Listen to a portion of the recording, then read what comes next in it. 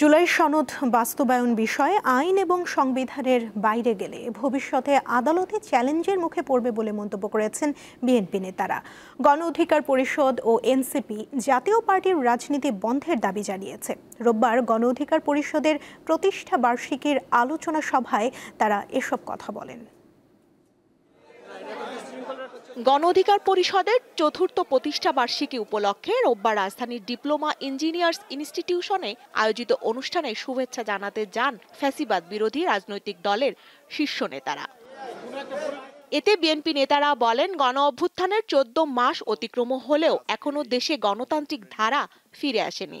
জুলাই সনদ বাস্তবায়নে সাংবিধানিক প্রক্রিয়ার বাইরে না যাওয়ার পরামর্শ তাদের। বাংলাদেশে একটা গণতান্ত্রিক অর্ডার ফিরিয়ে আনতে হবে।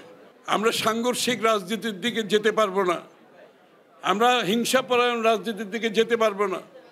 আমরা পরস্পরের সাথে সম্পর্ক নষ্ট করে রাজনীতি করে যদি যাই, আবার সেই পুরনো কালচার আমাকে ফিরে যেতে হবে।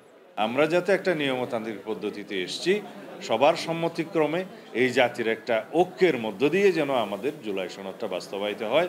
আমরা যেন এমন কোনো প্রস্তাব না দেই যাতে করে ভবিষ্যতে সেই প্রস্তাবগুলো, সেই আদেশগুলো প্রশ্নবিদ্ধ হয়, কেউ জুডিশিয়ারের কাছে নিয়ে যেতে চায়। এ সময় অন্যান্য দলের নেতারা বলেন, বিভিন্ন দলের মতের পার্থক্য থাকলেও জাতীয় স্বার্থে রাজনৈতিক দলগুলোকে ঐক্যবদ্ধ থাকতে হবে। দেশে এবং ভেতরের নানান এজেন্সি ক্রিয়াশীল হবে, সেজন্য রাজনৈতিক মত পথের ভিন্নতা থাকার সত্ত্বেও আমরা যেন দেশ গঠনের মেজর ইস্যুতে যেন আমরা জাতীয় ঐক্যমত থাকতে পারি।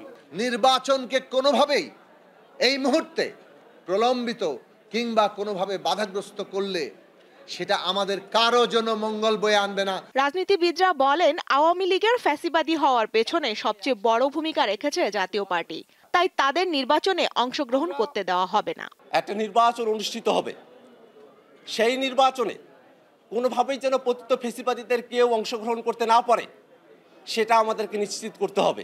আওয়ামী লীগকে বাইরে রেখেও জাতীয় পার্টি নির্বাচনে আসার সুযোগ পাওয়ার অর্থ হলো আওয়ামী লীগ এই নির্বাচনে অংশগ্রহণ করলো। এই বিস্ফোরা জাতীয় পার্টির বিষয়ে ফয়সালা না হয়ে যদি আমরা নির্বাচনে যাই, আমাদের জন্য শনির দশা অপেক্ষা করছে। নির্বাচন বিলম্বিত হলে রাজনীতিবিদদের জন্য ওই বিপর্যয় নেমে আসবে বলে জানান গণ অধিকার পরিষদের সভাপতি নুরুল হক নূর। এবং শুভেচ্ছা জানাচ্ছি। স্বস্তিকা সিংহ, দীপ্ত সংবাদ, ঢাকা।